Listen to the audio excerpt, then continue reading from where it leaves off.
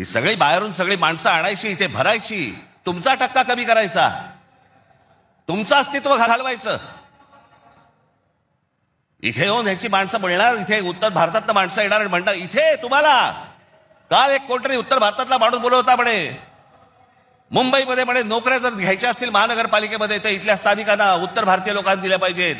हे बाहेरून येणारे म्हणे कोल्हापूर, सातारा, सांगलीवरून येणारी माणसं हे बाहेरच्या लोकांना द्यायची नाहीत म्हणून. बाहेरची लोक म्हणजे आमच्या सातारा, कोल्हापूर, सांगलीमध्ये येणारी आता हे बाहेरची लोक झाली आणि हे आतले.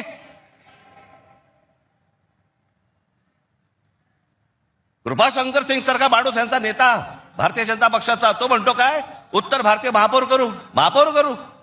यांची हिंमत कशी होती हो बोलायची. आपण जाऊन बोलू शकतो का तिकडे?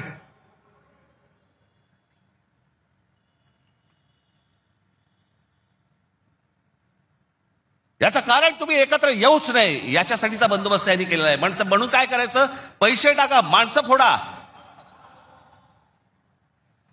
यांचं मुंबईवरचं लक्ष उडालं पाहिजे, महाराष्ट्रावरचं लक्ष उडालं पाहिजे. हे मराठी म्हणून कधी एकत्र येताच कामा नाहीत.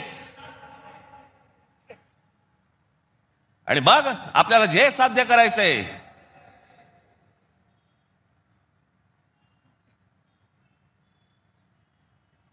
जी लोक येत आहेत ती लोक तुमच्यावरती उड्या मारतायत, वाटेल ते बोलतायत तुम्हाला. मुंबईमध्ये, महाराष्ट्रामध्ये तुम्हाला घरं नाकारली जात आहेत.